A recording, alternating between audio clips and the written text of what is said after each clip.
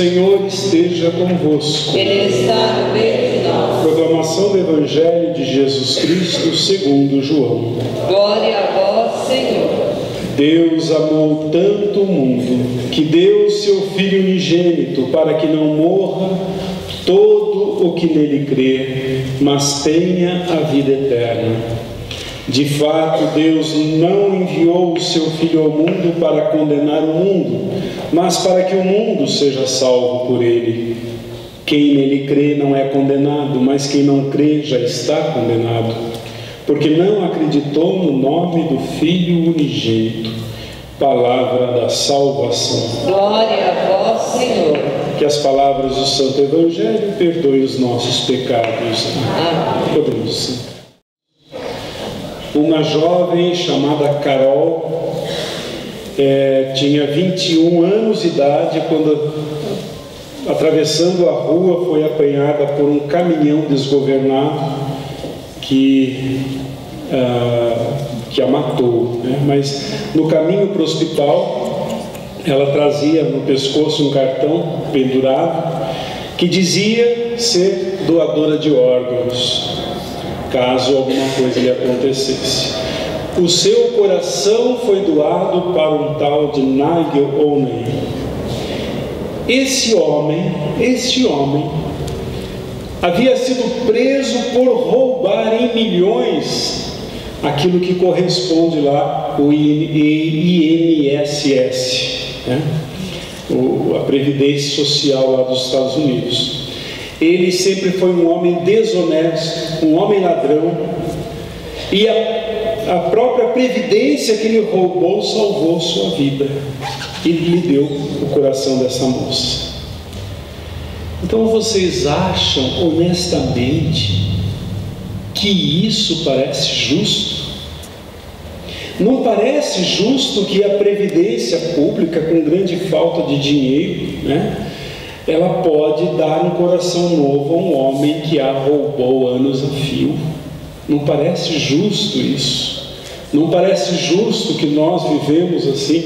A nossa previdência aqui no Brasil está prestes a quebrar e de repente pessoas que a roubam, né, muitas vezes se utilizam dela. Eu conheço pessoas e ouvi falar de pessoas também que se recusam a pagar, né, os seus empregados, isso que é direito dessas pessoas, a sua segurança, né, se recusam a pagar e depois, quando estão doentes, vão lá no INSS para receber um medicamento muito caro que não podem pagar. Então, essas coisas que estão em nossa volta não nos dão um senso de justiça, mas a gente entende como injustiça, né? Parece que não é certo. Também, honestamente, nós não achamos certo. Uma vez eu falei numa pregação, que Deus trata igualmente os justos e injustos. Não é porque você está na igreja que Deus te trata de maneira diferente ou de uma maneira melhor do que aquele que não está. Quando eu terminei o meu sermão, uma ministra da Eucaristia veio indignada falando: eu não acho justo que o senhor fale uma coisa dessa, porque nós que estamos dando a vida aqui para esta igreja, não é justo entender isso, que Deus trate duas pessoas da mesma maneira. Mas é isso que a Bíblia afirma. Então, antes de vocês irem na sacristia reclamando disso, eu vou falar: é bíblico. Deus trata os bons e os maus na mesma medida de compaixão e amor.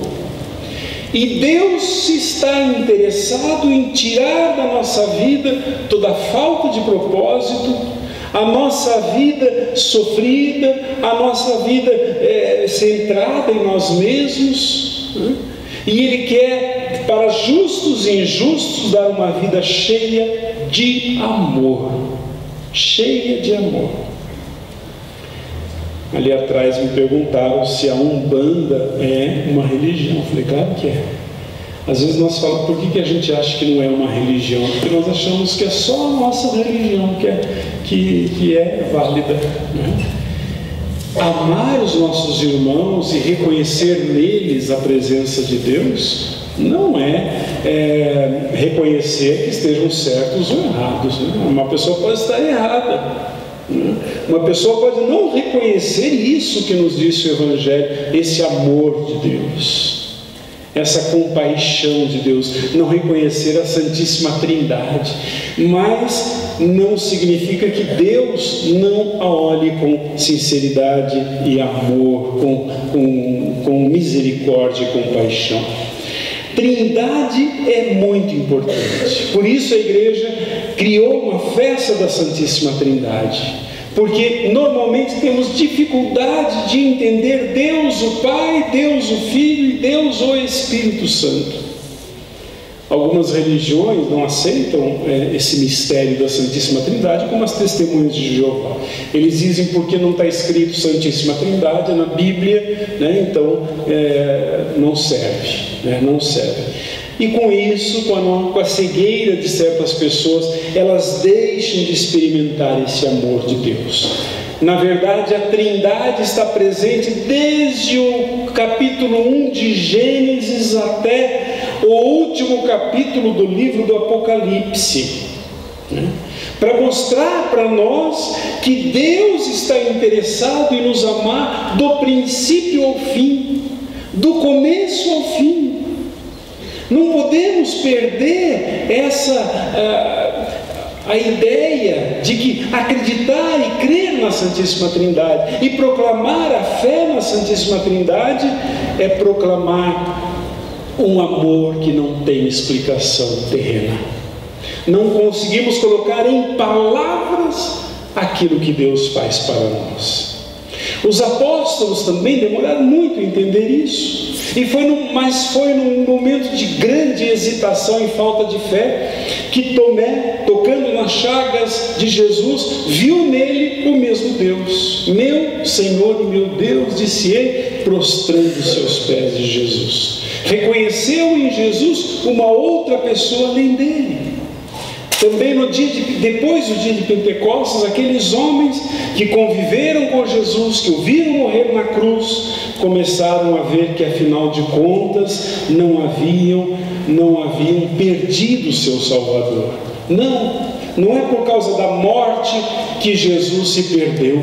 Ele voltou para eles de uma maneira inteiramente nova, mais próxima até do que antes. Havia entre os apóstolos uma presença divina, um divino poder, uma divina pessoa em seus corações que os fazia tremer de emoção e de alegria.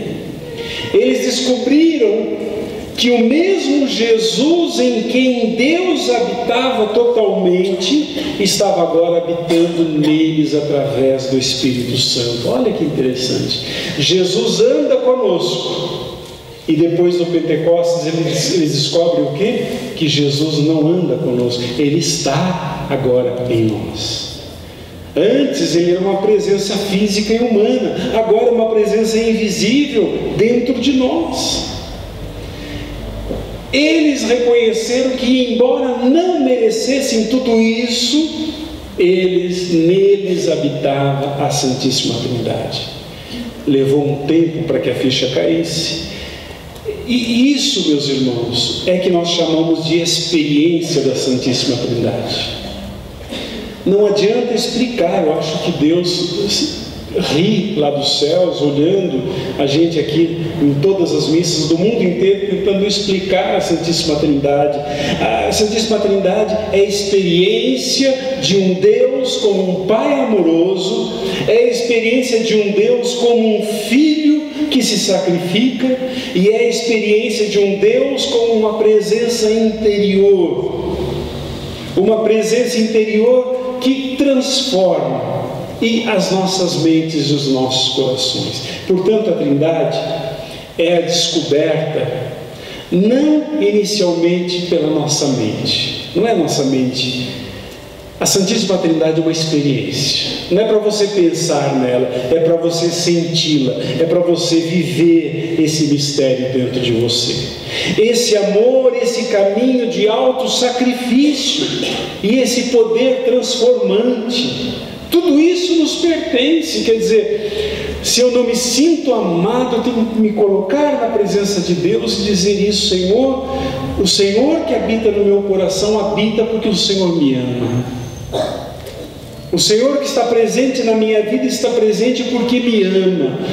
A Santíssima Trindade está presente porque é um amor sacrifício, é um amor transformante, é um amor sem igual. Então, isso nos pertence, é dizer que nós precisamos ter vontade para experimentar estas coisas. Viver de acordo com a Santíssima Trindade, meus irmãos, é viver uma vida acima dessas preocupações. Até quando a gente vai ficar lamentando pelas mesmas dificuldades da vida? Até quando nós vamos falar as mesmas coisas?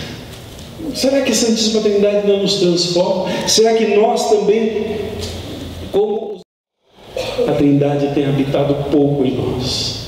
Não porque ela não queira, é porque nós não nos dispomos a experimentá-la. Deus é para ser experimentado, para ser experimentado. Conversando com uma freira lá nos Estados Unidos, ela estava falando dos negros, né, que vivem a sua religião, e quando eles falam de Deus, eles fazem assim com a boca. É como se eles estivessem experimentando, né? É uma experiência tão viva de Deus, é como se eles estivessem saboreando esse Deus. É isso. Nós experimentamos pouco, nós saboreamos pouco aquilo que Deus quer nos dar. Coitado de Santo Agostinho, gastou metade da sua vida procurando entender e explicar a Santíssima Trindade. Metade da sua vida. Gastou folhas e folhas de papel tentando explicar a Santíssima Trindade. Depois que ele estava muito cansado, ele disse: quer saber? Santíssima Trindade não é para ser entendida, é para ser experimentada. E só nos abandonando completamente à vontade dos três desígnios, né, do Pai, do Filho e do Espírito Santo, é que a nossa vida é realmente transformada. Então ele experimentou, né? E aí ele falou com Jesus Cristo, com o Pai e com o Espírito Santo dentro dele, né?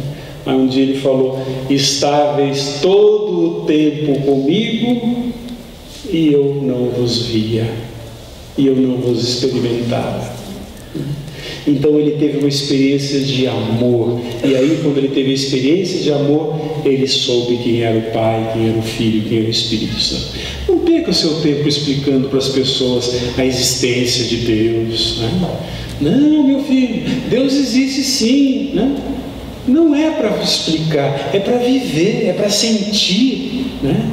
E as pessoas olhando a nossa vida transformada, o sabor que Deus deu para a nossa vida, essas pessoas também vão falar: eu também quero experimentar, eu também quero saborear, eu também quero beber desta fonte. A Santíssima Trindade é para isso, para a gente trazer dentro de... Olha que interessante, né? Na comunhão que vamos receber daqui a pouco, nós comemos. Comer a Santíssima Trindade, né? Comer o Espírito Santo, comer Jesus, comer Deus, quer dizer, saborear mesmo através da nossa boca, e saborear através do nosso coração, e saborear através da nossa vida. Por isso ninguém devia se sentir triste depois da comunhão, e ninguém deveria roubar a sua alegria depois da comunhão. Você vai sair daqui, vai almoçar, né? Vai ter um contratempo na sua casa? Não, que contratempo que nada. Eu trago em mim a presença divina. Nada me entristece, nada me perturba. Assim seja. Creio em Deus Pai Todo-Poderoso, Criador do céu e da terra, e em Jesus Cristo, seu único Filho nosso